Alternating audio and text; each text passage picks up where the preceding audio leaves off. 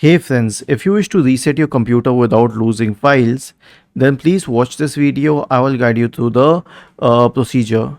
Right click on the start button and select settings from the menu. Go to the system tab on the list on the left hand side. In the right pane, select recovery. Now click on reset PC. Now here's where all the magic lies. The first option says that it will remove apps and settings but keep your personal files. The second one says that it will remove all your apps, settings, personal files, everything. So if you want to keep your personal files, then select this one. And then you can select between cloud download and local reinstall, whatever suits your needs. But here's the thing, what if you want to keep your apps?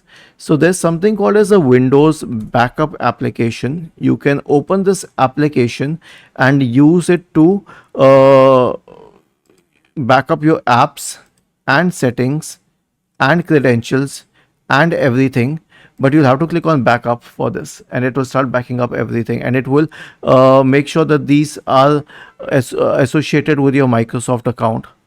Was this helpful? If yes, then please subscribe to the channel, and if not, then let us know in the comment section of this video on how we could help you further. Thank you for watching this video and have a nice day.